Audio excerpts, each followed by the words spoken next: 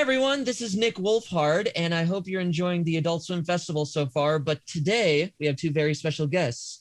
They are the creators of a new series on Adult Swim called Smiling Friends. They're awesome. They're kind of epic. Give it up for Zach Hadel and Michael Cusack. Oh, hello. Nick. Very hello, nice Nick. to see you today. Hello, everybody at the Adult Swim Festival. I hope This is awesome. I hope you're enjoying. Is the Adult Swim Festival? Is it like a virtual event, or is it an in-person event where people are like running around? You know what I mean? Does anybody know? Yeah, I think the Bleeblies might actually be running around in all like the hardware and the drives and everything, and that's how the memory is being stored, and that's how the stream is going out to the world. The Bleeblies are definitely at home in lockdown with wine bottles around them and watching this on a screen, I think. Yeah. I don't think they're at no kind of festival right now. Yeah, they're not celebrating nothing. It is a pandemic. No, things are going on. Things are happening. It's awful. It's just awful. Nasty. Yeah, they might be smashing a couple here and there, but yeah, so I guess we'll just start off with a couple questions, and you two can draw whatever you want, which I already see is happening on screen. I remember the earliest we were at dinner. I remember back like in 2017, and I remember that's when you first told me and Finn, my brother, about the idea, and there's just all this wacky stuff that I'm sure has like evolved since then. So how has how has Smiling Friends evolved from like its initial inception to how you two like make it now? Do you want to take that, Zach? Oh, absolutely. That cue? Yeah. That's a good way to start that question by me coughing horribly in the microphone. Michael and I feel like we started collaborating. He was doing his own stuff and I was doing my own stuff separately for years and years. And then eventually we started working together. And I feel like as we started to collaborate, we really found out what complemented each other, like, and everything. So if you look back at the initial Bible stuff, if you look at the initial concept art, which is not out there, so that's basically a useless piece of information to say, look at it. But when we look at it, it's interesting because you can really see it evolve, and you can really see us like leaning into the strength of each other's styles, and really like the Smiling Friends style coming out of that. And even in the show, like I think you look at it and maybe there's like occasionally there's a drawing that's like more Michael or more me, but for the most part, I feel like the main characters and a lot of the stuff you're looking at is a weird fusion. So I don't know. I feel like the boring answer is basically that it evolved kind of naturally. We just figured out like, oh, that looks good. Like, or yeah. And when I was thinking about this recently too, because it is pretty strange, because I don't think, well, maybe it's happened before, but like two creators that have done separate things and like, have like a separate art style coming together and doing something like this. It should on paper not work, but for some reason it did. And I think it was just because on like Skype and talking over the internet for so long, like we'd do little drawings and pass them back and forth, and it kind of just blended. And obviously it's like a case where the main characters, they go through the Zach filter. That's why they look so they look so much better than anything else at the end. But yeah, for the most part, for like all the spitballing of stuff, it's like this back and forth process that just seems to work. And it happened naturally. Yeah. I was gonna, that was actually kind of gonna be my next question, but you two kind of like went over it. It seems like Smiling Friends is kind of like, I was gonna say, who takes kind of control of the character designs? Is it Zach or you, Michael? But it really seems like it's very much like a fusion of the two. Yeah, it's a case where it's like I put a lot of trust into Zach because he's just objectively a better drawer than me. But like sometimes, I mean, you're both amazing. I think like, well, I mean, just for the, I mean, that's a good example. I'm not trying to be fake. Screen right now. I'm not trying to be fake. No, I'm but just I trying like to be that. nice. I love our dynamic. Like, I don't think it's like I can do a stupid drawing that works in the same world as something like Desmond, which is really detailed and obviously drawn by Zach. Like I say, it really is a blend. And for some reason, it just works. That's actually a good example because you have the Bliblies, which are basically that is just Michael drawings, and you've got Desmond, which is kind of the weird detail thing I do, and they both exist in the same world. And I feel like it works. I feel like it also works because we love like mixed media, and I think we tackled a little bit of that in the pilot, like where you have the rotoscoped party guy, that blows the vape smoke in Pim's face. But I feel like the thing that's exciting to us is for the whole season is just exploring that more, and we have. But I can now draw Charlie and Pim. That was the thing where I was like, you should see the first animatic where I when I boarded the Alan through the walls. You should draw. It doesn't even look like Alan. It's a different character. You should recreate it. Just like a completely different I'll show you. Like character. It was like it was basically just like this. Hello, I'm going through Michael, the walls. That's great though. I like that the eye is like takes up almost all of his face. Well, that's what happens. Like, I'll draw something like that, and Zach's like, "Oh, I actually like that." I'm like, "Really?" Then he'll draw a version of that that's like different and better for a different character, and then like I'll try to draw something like Zach's thing. It's just this weird blend. It's chaos, really. Michael, the previous drawing you drew, it almost looked exactly like me before I shaved this morning, because I hadn't done it for like a week and a half. That's why I'm not on cam. Michael's not drawing. That is a camera. That's me. That's my webcam's on right there. Michael, turn that off. You don't want the audience to see that. But that's actually another thing, like, collaborating on the creative process in the show going forward.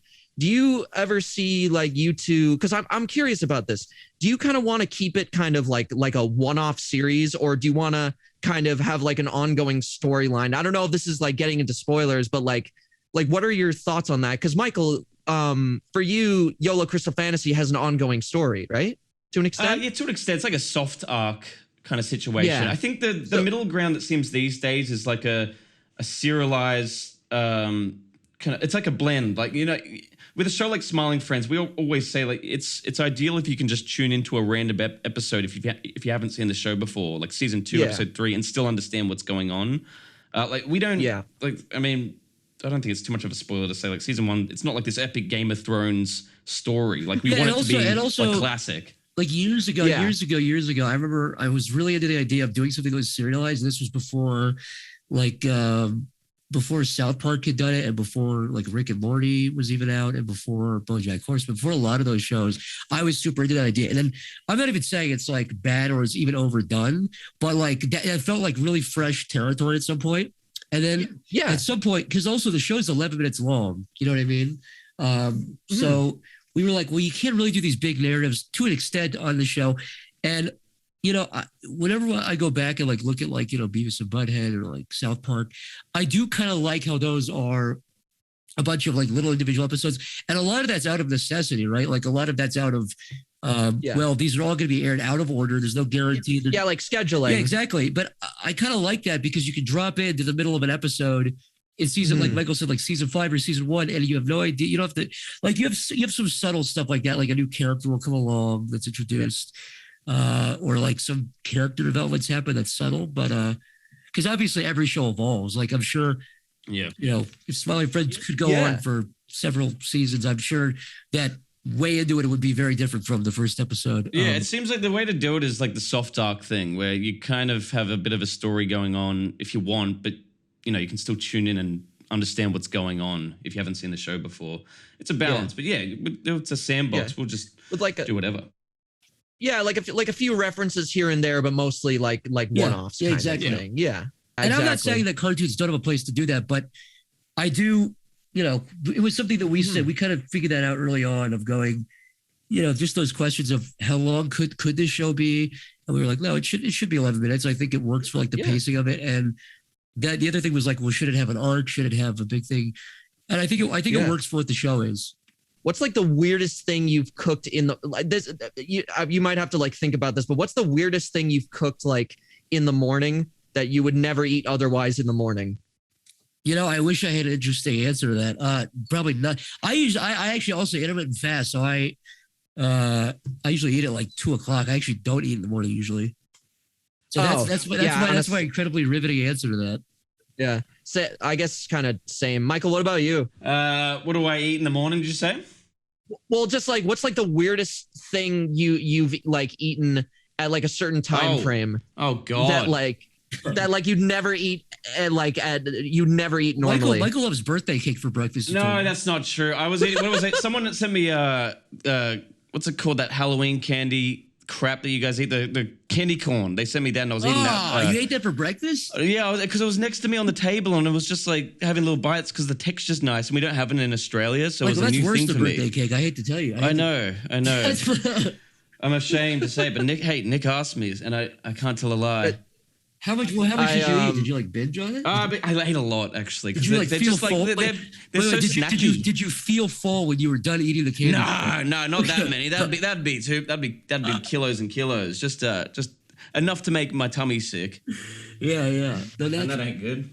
Oh yeah, we got a special guest coming in. Please everyone say hello to my dear old brother, Finn Wolfhard. Welcome to the show, dude. Hello, this guy does Minecraft? No, you're in the wrong chat. Yeah, it is, man. Oh wait, is that where we are? Oh, it is. Oh fuck! I thought I screwed up. Sorry. No, you're right. You're such Michael. You're such a griefer. I am. I mean, that's what I'm. What do you guys? For. Well, when I first met Michael, I said, Michael, you got a lot of good attributes, man. You seem like you got dimples when you smile. You seem like a real charitable character, but he did. I gave him my Minecraft server, and he ripped it apart. Like probably 2 years worth of work. He Yep. He wrote a bunch of trolls. Well, he just kept having to send me screenshots of how good he was at building things, and it was just obvious he was showing off, so I couldn't have it anymore. Yeah, I modded the Ender Dragon in. That was my bad. It was too early in the game. Did I give you the opportunity? Here's to the question: Can I show that? this? Is this push? It's not even that bad, but I just wonder. What's wrong with that? No, it's just two guys. No, it's just two guys having. It's just two guys having fun at a birthday party.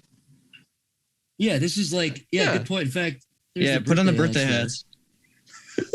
And put it, and that's just I was gonna say put on the little the blower thing that goes, but you can't really because he's spitting in his mouth. Yeah, because on account of the spit. Yeah. Yeah, it's just liquid birthday cake. Just draw the birthday cake pattern and we're good. Guys, congratulations! It's like a triumph, honestly. I mean, obviously the pilot took off, and people are really stoked for the season. So did you guys meet through other animators? Did you meet through because Michael, you were in a Newgrounds guy, were you? Not really. No, I was out of that whole. You were world. you were YouTube. Yeah, but Zach was obviously he was big on Newgrounds and YouTube, and I came in late into the game. I tried to go the Kevin Smith route and make an indie film with some money I saved up. So while these guys were making it big on YouTube, I was suffering making a stupid film. And a live action it was good. film? I learned from that. Oh yeah. Yeah, live action film. Oh yeah, Michael. I would. Yeah, that makes sense. I was wondering why you'd for some reason just come onto the screen live action and just interrupt your own cartoon and explain the plot and then leave. It's a classic Cusack trope. He always. That's my trademark. That's my signature. Yeah. But these guys were they were animating, and I came in late because I was like, I want to do cartoons. Live action's too hard, and these guys were killing it, and I guess I was inspired by them at the time too, and. I don't know. I can't even remember how we met, Zach. It was just we'd all message each other back in the day, and then I think one of the first interactions we had was Lucas the Magnificent. You messaged me. That's right. You were like, look at this Lucas the Magnificent guy, and I thought he was real. I was like, yeah, what a fucking moron. And I thought he was real too. That's actually not true. You messaged me and you said, look at this Lucas guy, and I went, oh yeah, who's that? Can someone explain to me what Lucas the Magnificent is for anyone who doesn't know? Lucas the Magnificent is when I was living in a shitty place, and I was going a bit crazy, and I had a big beard, and I shaped the mustache, and I looked like a neckbeard, and I'd started to make this character called Lucas the Magnificent who loved Zelda and Nintendo 64 games. Smiling Friends? He's in he's on the iPad, the glyphs on when Alan's you look like unrecognizable in that. Yeah, I know. I've seen Michael in person like a million times, and I still look at him and go, that your skull changes, like your bone structure changes when you cut the mustache that way. It's really it was just a way. I don't even know what it was. It was just a fun way to make a little character for Twitter. But then I got carried away with it because people started to believe he was real, and they were like, "Oh, fuck you, man!" Like they'd get I'd start getting hate email and death threats. So I was like, "Oh, this is fun." And then it's still out there if you want to check out Lucas. He's we just finished writing episode 2. I'm just no, that's not true. That's a lie, everybody. We, I mean, Michael, do we want to say? I mean, not only do we want to, can we? Like, should we? I mean, like, I mean, I it's hard don't to think say it'll be what delayed. I don't think it'll be delayed. Or anything I don't like know. Yeah, it's hard to say. Canon can't say. I mean, You're we're working pretty far on in. it. It's going good. We're working on it. Yeah. We're working on it. We're working on it. Hey, We're pretty far. We're pretty it. far in. I think you guys will be seeing it soon. Like, I think within like 6 months for sure. In my Yeah, opinion. about In my 6 or opinion. 12 months or 3 years or something. Yeah, 10, 20 years. Yeah, something yeah. like that. On a bad segue, I would say, but I mean, when I watch the show, what I think is so like interesting about it, and I think what makes it so funny is that you guys blend a lot of animation styles together. We actually did you really? just talked about that. That was one of the first We questions did go a bunch into it. I mean, I'll say like, Yeah. Zach, you go. yeah, no. It's Sorry, yeah. basically no. I mean, we love like, my phone's going off. Where are you, Rachel. Where is she? That's so important right now. Rachel. Wait, now that the chaos has ended, we can get back to the professionalism. I'm talking about Minecraft, griefing, and Jamie Kennedy. So, yeah, no, like Michael and I are big tune heads. You know, that's why Michael got the word tune head across his forehead. I got it across my back. That's why we love tunes. And so, no, we really do love like just art and media in general. And some of my favorite stuff throughout the years is like looking at old weird 60s and 70s stuff, mostly 70s and 80s really, where like you get like the Rankin Bass stuff where they're like rotoscoping stuff. You get like weird live action Roger Rabbit. Yeah, you get like stuff. So the we weird really, Joe Dante stuff, like yeah, absolutely. So we're big fans of that. And you know, we have a like the show's budget is not like big at all. But I feel like for what we have and what we were working with, I feel like we really were able to push it. And yeah, I just hope that like, you know, the way we view, I don't know, making stuff is if you're not really entertaining people or trying to surprise people, what's kind of the point? So Yeah. we hope, and you get a little bit of that in the pilot with the rotoscope guy.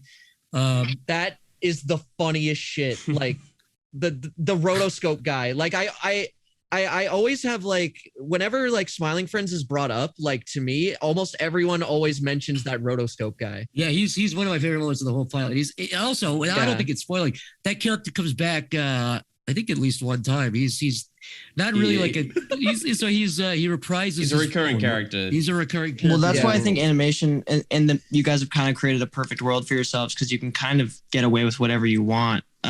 Like there's something so funny about an animated show that all of a sudden there's just like a live action character thrown into it. That's why the you know, Michael, your character just being thrown on the iPad when he's watching, like that's so funny.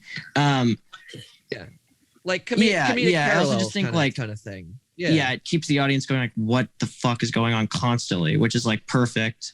Dude, the rotoscope thing is so funny. I mean, that's what we were going for. Is we want like if we could say anything, and this is just what we put into it. We like my biggest hope is that if people watch the show, you know, you watch one episode, I think, you know, maybe you'll have some rough expectations of what episode 2 and 3 and so on will be. I hope by episode 2 and 3, and as we go into it, I hope people just kind of turn their brain off and go, I don't know what's going to happen, and I have no idea what to expect. Like that's our hope, and that's kind of what we tried to bake into it. Is people hopefully at some point just going, I have no idea what the story's going to be about. I have no idea what what I'm going to see in terms of like what characters are going to come around, because.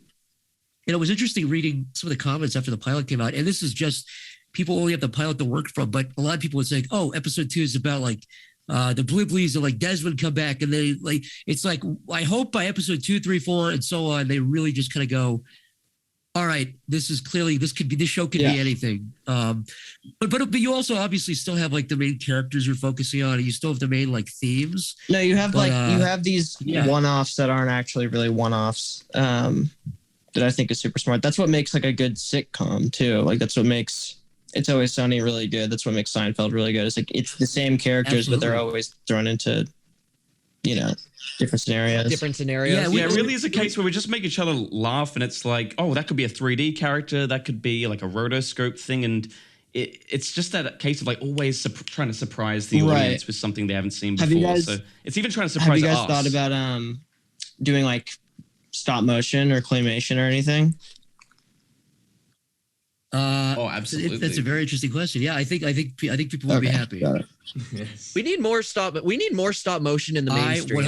I love stop motion. Like I love. Yeah. I grew up with those like what's that one called? I think it's just Rudolph the Red-Nosed Reindeer, the stop motion one, the old school one. Rankin Bass, the Island of Misfit Toys. I remember growing up, and that Yeti scene used to scare the shit out of me. I used to want to cry to that. Also, the Ice King, whatever it is, he like walks towards the camera, is really scary.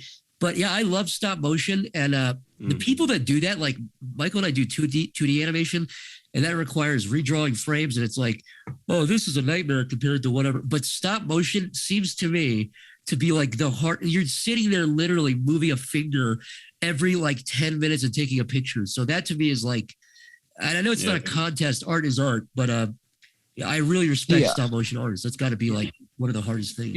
You should bring back Spaghetti the Yeti, but like make him stop motion.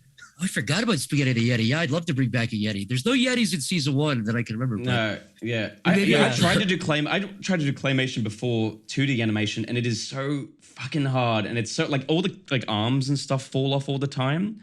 And I think you guys are going to be very happy for season 1 for that aspect. But I've been talking to claymation people, and still the professionals that do it for like big shows, their big thing is like, oh, the limb fell off again. Yeah, it's not fuck, like the head fell off, and it's like retakes. And the amount of time it takes too, and like the amount of money and the amount of like frames. Like there's this amazing video that Leica uploaded of just like speeding up the footage of Kubo and the 2 strings, and it's just like, yeah, look at this cool like animation, but then you watch the people and it's like, oh yeah. So I love those. I love those time lapses. Yeah, and also like I don't know, just in general, like and this is a little bit of a tangent, but like even like practical effects in movies. Like I don't know if it's obviously everyone knows what like The Thing and stuff. Did anyone see that remake The Thing did where they had it all ended up being CGI? But I would recommend everybody go look at it. It's really awesome. It's a shame they didn't use it. That's like a filmmaker's dream. And having the budget to do it, and being able to do it, and like, it's so commendable. It's also just fun to like, even me and Nick playing like tiny parts in the first episode. It's so fun because people will come up to me, like if I live in LA now, and I'll get recognized, a few times or whatever, and at least 2 of those times will be for Smiling Friends. That's great. And they'll be like, Smiling Friends, cool. Smiling I didn't Friends. know that. I'm like, yeah. And they're like, what's coming back? I'm also convinced that no one knows what part I played. I'm not saying who I played either, because they're like, oh, this is him. And they're like, no, it's not. This is him. And no one actually knows. Should we reveal it now? I wish we should just keep it a secret. If you look on... Yeah, let's... Oh, sorry, go ahead. Yeah, let's... If you look on like Adult Swim's comments, I've seen like the comments, and they're all like, none of them mention that's what's awesome. You can be a part like of something. That's what's so fun about this is like, I think you guys should just keep fucking doing that. Like, I think keep getting people that are like semi, whatever known, that people will be like, oh, that's interesting. And just keep we love that kind of thing. It's like, who was it? Like the South Park got like George Clooney to play a dog in South Park. And like, I think the agent was like, what, are you serious? It's George Clooney. You're not going to get him to do a bigger role? Or it was Jerry Seinfeld too, I think. They're like, no, I think the Jerry Seinfeld story was Jerry Seinfeld, like his agent contacted him and was like, he wants to do a part. And they said, okay, it could be a turkey gobbling. And they were like, no. And they turned it down. That was it, yeah. But like, like our whole philosophy on this really important 11-minute show on an obscure network is basically like, I think a really good cameo is one that if you don't know who the person is, you won't know that. Like sometimes if you're watching something like an animated thing or a live action thing, and somebody comes in and like, it's me, like the vibe is like, it's me. Yeah, I hate that. Clap, and it's like, please clap. Yeah. Why? Just because you're like famous? It's I'm like, here. But a good cameo is one where if you have no idea who the person is, it's seamless. You have no idea that that's supposed to be somebody you care about. But if you know who the person is, you'll even freak out more. Well, that's the fun of it. That's. Yeah, I think. No, I was just gonna say that's the fun of it. I think that's like enticing. Also, just like those cameos stop stuff dead. It just is like, okay, now the story has to pause for a celebrity. Like, yes. What's the point? What is the point? I remember Seth MacFarlane for a while had like a running joke where he just put Ryan Reynolds in his movies for like I remember in A Million Ways to Die in the West, he just like showed up and like just shrugged and he immediately got like, he was on screen for literally like 1.5 seconds. Then he got shot by Neil Patrick Harris. Like, yeah, I love stuff like that. Well, you know what's interesting too is like if you're, I'm saying like a lot, but it's me. If you're doing YouTube stuff, it's super easy to go, hey, friend of mine, come on my thing and I'll pay you $0.00 and because I don't have money. I thought you were just gonna say, hey, Fred. But with TV, hey, Fred. By the way, guys, episode 2, they help out Fred from YouTube, but they help out the annoying orange in episode Sorry, 3. keep going, Zach. That was not fair. No. And I was just gonna say basically like TV complicates stuff a little bit. I don't think we were held back. I kind of like the roadblocks, but yeah, like on TV, like you'll be like, all right, we had to cut some cameos just because they literally were like, well, this person can't come in for one line because it'll cost this much money and you'll have to sign all these contracts. It's like, man, but I feel like we got a pretty good balance and I feel like people will really be happy. And I feel like if you don't recognize, the cameo that we have, I feel like it's pretty seamless. Like I had a lot of people that I saw that watched the pilot and had no idea Desmond was played by like what I guess you'd call like an internet celebrity, an e-celeb, as they say. And that to me is good. Like, I don't feel like it stands out as like this guy, his acting is below par. It works like perfectly. And if you know who he is, you get extra enjoyment out of that. That's the kind of the principle we try to use. Who plays Desmond? Mike Stacklasa. Oh, yeah. From Red Letter Media. Yeah. Yeah. And there's just one episode where Pim is voiced by Ninja. Mm-hmm. Yeah. Well, he's voiced by Fred Pim, and no one mentions it. He's voiced by Dane Bowe. Yeah. That's all of season 2 is just that. We just leave and we just let them figure it out. They can make whatever they want in season 2. I don't care. That's awesome. Now they own it. Turner owns it now, so. Yeah. Charlie's voiced by Ray William Johnson in season 2. Then you can look for sorry, your favorite. Sorry, just dead. Your He's favorite gone. Martian. Yes, or as we call it, Project Defunct or whatever the fucking thing. Or Project Fake. No. Literally, your favorite Martian. If you go to the YouTube channel, it says like the title's been changed to like Project Deleted or Project Now Canceled. I remember that. Yeah, the worst, dude. I love that you guys are on Adult Swim too. It's my favorite. My favorite channel of all time, and has had consistently the best shows. So it's nice to be in good company. Do you guys have any favorite old Adult Swim stuff? I love Xavier, Renegade Angel. I still go back to that. Xavier rocks. Me and Finn have watched a lot of that recently. Yeah, I love that show. And Super Jail. I mean, they make a bunch anything of with good stuff. Vernon Chapman, I would watch. Yes. Yeah. He's really Shivering Truth and Wonder Shows. And Zach, you were also saying that like Billy and Mandy, that's obviously Cartoon Network, but that's like a huge inspiration. Yeah, I would say art style wise, growing up like SpongeBob and Billy and Mandy, the first like 3 or 4 things I tried to draw was SpongeBob. I used to draw a bunch as a kid. Dragon Ball Z, weirdly, which is not even really in my art at all, but I used to I think that's where I started to kind of figure out anatomy. I'm not good at like anatomy at all. But I just remember trying to draw Goku's face over and over, just going, how do the lines of this character work? But in terms of like all the adults, like Xavier. I used to love home movies as a kid growing up. It's still a great show. Adult Swim is like the home for a place for a show like this, especially because it is so weird.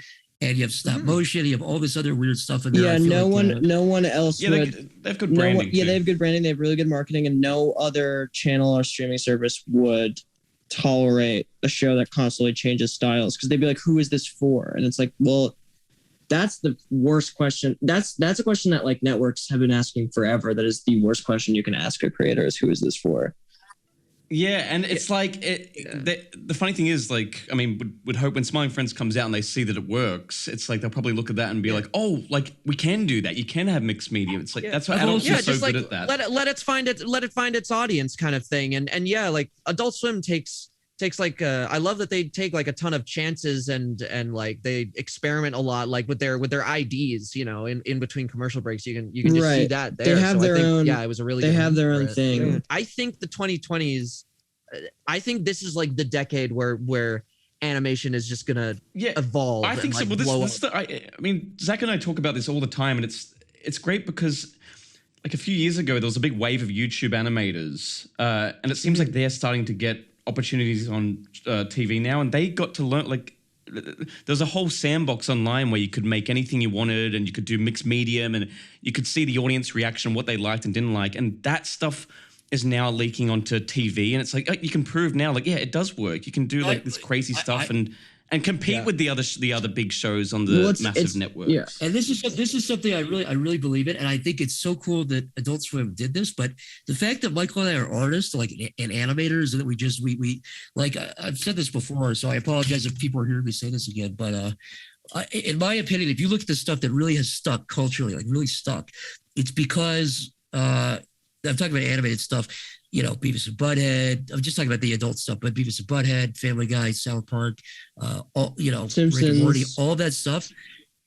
Yeah, all of it is for the most part, like the creator is to some degree the writer or the voice actor or the artist, or like it's a top down, like a very clear vision. And when stuff starts getting compartmentalized, I'm not saying it's impossible to make something that's good, that's super compartmentalized, where none of the writers are artists or anything, but I think it really does help. And I think for better or for worse, like even if people don't like this show, which is gonna happen, nothing is 100% popular. I hope that people at least kind of respect the fact that it's at least like a vision. We're not cynically making the show. Yeah. I think that's why a lot of people are excited about this, Zach. I think like if this does well, which I'm sure it will. I knew before the pilot aired that you two just had something special, but I think if this does well, it's gonna open the doors to all sorts of creators like like you guys who made content, or I hate to say that word. No, that's our made hope. cartoons. Yeah, like we in the same kind of way. Exactly. Like we would love if Smiling Friends did well, like people like Mark M from Sick Animation can get a show, because it's like, we were inspired by him, so it feels like almost weird that he hasn't been given a show, and it makes sense because he's so unique and so funny, but like it's not like. But if you give that a chance, I guarantee people would. Yes, and it would be absolutely. And there's so many other people like Mark on the that. Yeah, if Smiling Friends does well, the best thing that could come out of it for both of us is like other people can get opportunities like we did. Totally. Mm-hmm.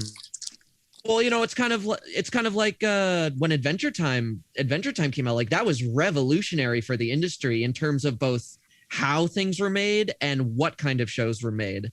And that's why I think like the 2020s, something is going to come about, like Smiling Friends or otherwise, that it's gonna really like change things. I think Spider-Verse, for example, like for animated movies, like really opened the door. I remember the director was saying like all these different studios want to kind of try to open the box. That's great. I mean, you want kind of an arms race of people really trying to outdo each other, and it's not like I mean, again, we're not gonna badmouth anything else, but just generally, it's not everything could be amazing. And I'm not even saying about this, but I just mean like. Not everything could be amazing. And I think the best thing you can hope for is, like I said, like an arms race, a Cold War of people trying to really outdo each other and make something really great, something that sticks, something unique, something where you're going, well, why does anyone make a movie in the first place? Why do people make TV? It's to entertain people. You're not just doing it for self-benefit. And I'm not trying to grandstand, but you know what I mean? Where it's like, if you're gonna make something mediocre or do it lazily or just kind of throw something together, why make it at all? You want people to be reacting and laughing or be scared, or that's kind of what the whole reason why you make anything is. You need to have passion, but you also need to have the confidence that other people will enjoy this too. Well, I think it's about those two things kind of hand. Nick, I think you're totally right about that. No, I think you're totally. Finn, Finn, you've been writing a lot of scripts recently. Well, no, I just think you're 100% right, Nick. Like I think it's having the confidence. It's trusting yourself, because you yourself are an audience member before anything else, and you know what it's like to be an audience member. So it's like it's trusting yourself. You know what I mean? So I think that's like a huge part of it. Yeah. It's also like trying to surprise yourself. Like even Zach and I all the time, so we're always questioning, like, is this as funny as it could be? Is this as well drawn as it can be? And like, it's not like we're like so critical that it hinders us, but we really want to always try to outdo ourselves and make each other laugh. Like that's the best thing about being like a duo on this and like co-creating. Like when I'm doing my solo stuff, it can sometimes feel like a bit of a void, and it's got its own style. But Smiling Friends, it's like it really has this like this powerful thing where Zach and I can just go back and forth all the time and have that that thing where we can bounce off each other on what's funny or not, and it hopefully makes the show funnier when we develop that and go and spitball. I hate. No, I was Finn. just what are about you to gonna say. I'm sure the same thing as you were about to say, which is wrap it up. We gotta start wrapping it up. All right, boys. Well, it was awesome talking to you guys again, and everyone, thanks for watching this. Please watch Smiling Friends when it comes out. It's one of the best shows on TV. Yeah, seriously. Please let it do well. Like me and Finn watched it. We watched it live on the April Fool's special. We were just laughing our asses off for 10 minutes straight, and we're not just saying that because we're in it. We genuinely mean it. Well, thank you guys. Of course, guys. Yeah, thank you guys for coming to chat with us about all this stuff. Thanks for chatting with us. Thanks for being involved in the show. And yeah, of course. Hopefully people enjoyed this. This rambling mess. Okay, cool, guys. Harsh. But yeah, I hope everyone enjoyed, and I hope everyone enjoys like the rest of the festival. All right, later. Yeah. Catch it later, everybody. Nice to see you, catchers. Have a good day. Thank you so much to Zach and Michael and Finn for joining us. I hope you all enjoy the rest of the Adult Swim Festival, and please watch Smiling Friends. I'm sure you all will, but I think it's gonna do amazing things for the animation industry, and it's just genuinely hilarious. So I hope I'm sure you'll all like it. And with that, we'll leave you with a first look of things to come for Smiling Friends. So enjoy the rest of the Adult Swim Festival. This has been Nick Wolfhard, and I'll talk to you later. Bye. You kissed your dad on the mouth? What was that? Oh, this must be a witch quest. We can get your hat back and maybe even win some witch gems. Which hand of the witch hand will it be? This is the most obnoxious thing I've ever experienced in my life. That one. Wrong! That cannot be allowed. How is that fair? How is that even fair?